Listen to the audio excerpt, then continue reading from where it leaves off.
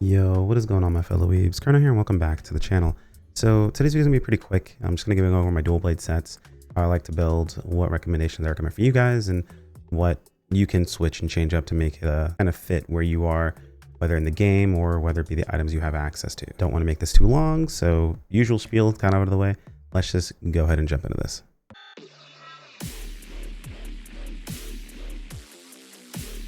All right, so truth be told, I did make this video previously. However, I did want to make a few changes. There were a couple of things that I knew were the case, but I hadn't personally tested.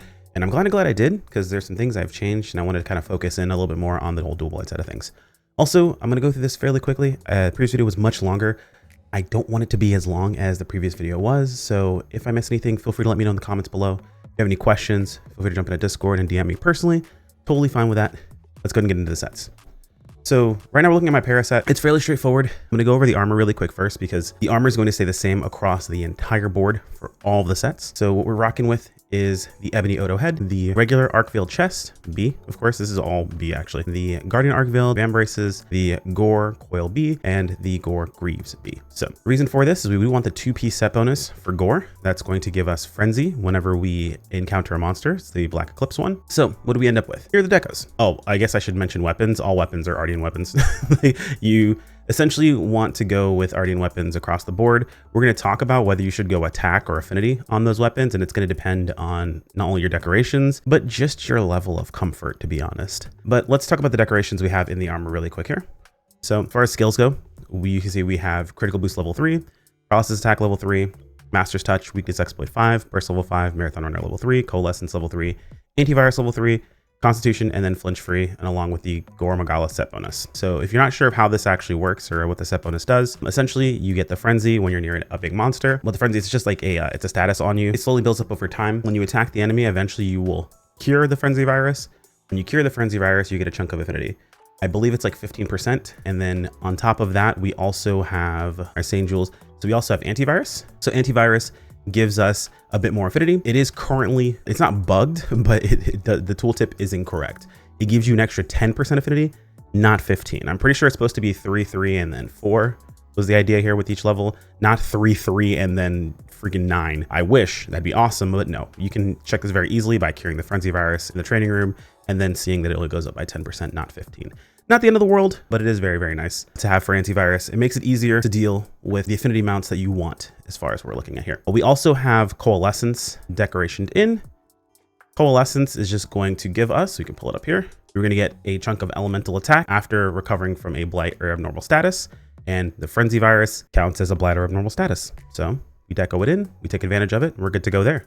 We get a good chunk of damage off of that as well. The other decorations are going to kind of depend on what you personally get. So I got lucky with my tenderizer decorations. So I went the route of using 2 tenderizer decos, 1 chain decoration, and then a chain charm. If you happen to get 2 chain decorations and 1 tenderizer deco, you can just switch your charm for the, where is this the right one? For the exploiter charm. So either exploiter or chain. I'd honestly recommend making both of them because you're probably going to use them across different sets anyway, but depends on which one you get, just use that. We also deco-ind Sprinter. Now this is one thing I wanted to change from my previous video. Marathon Runner. Marathon Runner affects how quickly your stamina drains while you're in demon mode. Now, as someone who played a lot of previous Monster Hunter games, specifically a lot of World, I was not the biggest fan of Marathon Runner. Marathon Runner was something that didn't really get to fit into a lot of our sets. It also was a 2-point decoration slot for the most part. It didn't really come with a lot of what we were doing. And now that it's a 1-point deco slot, it's actually much, much nicer. They also, of course, changed up elements to make it so it's a lot easier for you to be able to take care of that on your weapon alone. So we have these level 1 deco slots that are very, very easy to use. Now you have a couple of ways you can do this. I recommend just putting Marathon Runner in primarily because the things that affect stamina don't really affect the drain of your demon mode. Now this is through my own testing. I highly, highly, highly recommend you guys test things yourself because there is a lot of misinformation going around until it's properly tested, which we're going to talk about some of that in just a moment here. But I recommend you test it on your own. Things like Dash Juice, things like Beeline Black Belt, affect the things that aren't Marathon Runner, excuse me, that basically they affect the things that don't get affected by Marathon Runner. But Marathon Runner affects things like stuff that just consistently drain your actual stamina, which makes sense. If you read the description for things like Dash Shoes and things like Elan Black Belt, it says that it reduces the stamina for things like dodging and regenerating your stamina. Marathon Runner affects things that constantly drain your stamina, which is Demon Mode and I think Hammer Charge, and that's about it. There's other things, of course. I think Sprinting also technically counts. but things like that aren't really affected by those things. So just decoing a marathon runner felt like the better play. And then of course, either taking a dash juice or eating for feline black belt covers the other side of things. So it's up to you how you want to go about it. For the longest time, I went with 3 points of constitution and 2 points of marathon runner. That's kind of like a sweet spot people go for, be able to eat for feline black belt and then, have maxed constitution. If you're wondering why do you care about constitution, at least in wilds, dual blades does have a pretty big emphasis on using the dodge. The dodge takes a chunk of stamina. You want to make sure you're not taking up too much stamina or you're going to run out and be in a weird spot whenever you want to dodge, especially since you get damage off of getting that perfect dodge. That perfect dodge is also really nice because it helps you traverse a large amount of space during a hunt. You'll find that while you're in focus mode or just moving around on the dual blades, you don't move super fast and repositioning can be a bit of a pain. But if you're in a situation where you want to reposition quickly and deal as much damage as possible, maybe you get like a topple or a knockover, you can actually dash into a normal attack and you will move a large space in a short period of time. So it is pretty important to have some constitution. I like that we get 2 points for free. I would prefer it be 3, but honestly 2 points is perfectly fine. So for the weapon, they're fairly straightforward. You want to go with the Ardean weapons, and it's going to depend on whether or not you want comfort and the enemy you're actually fighting, like the monster you're going up against. But on paper, math-wise, 3 attack components tends to be the highest amount of damage you can get. Just because we get so much affinity from a lot of other sources, having the extra attack does eke out over having the extra affinity.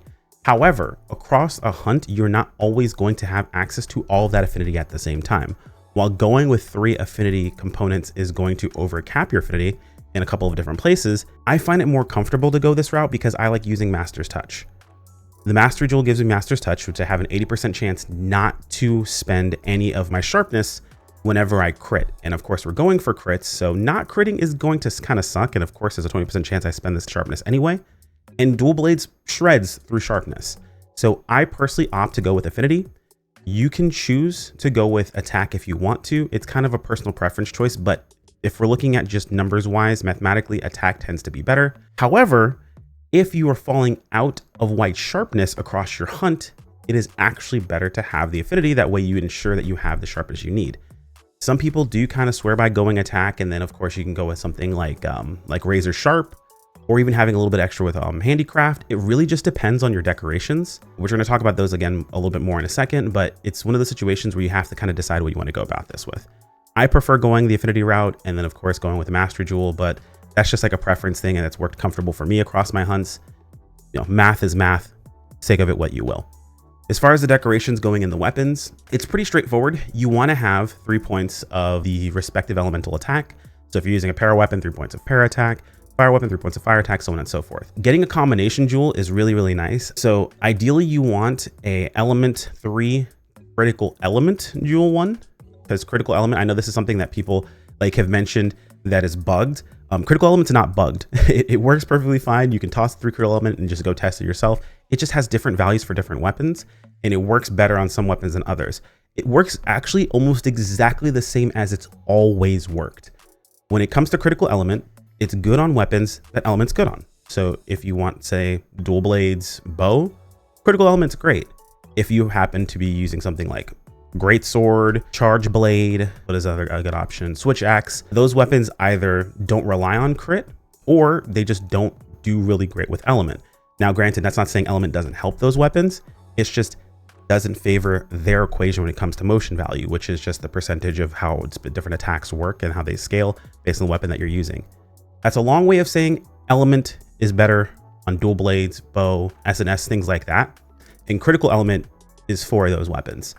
On the other side of things, you want something like critical boost. Now, as you can see in this set, I have both. The reason behind that is because we got a crit element deco. We have a combination elemental attack crit element. The best case scenario is getting combo elemental attack crit element and critical jewel. If not that, then technically I believe it's better to use specifically a crit element jewel in this slot. Critical boost, I think they might have fixed this. Let me see. Okay, they did. So crit element increases damage dealt by credits to 34%, not by 34%. Criticals already get 25% damage increase. This increases that damage increase that they get.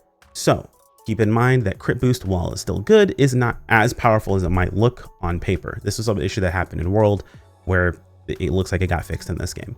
So having that critical boost, you do still do a substantial amount of raw, and a lot of enemies in this game are not really favored to element.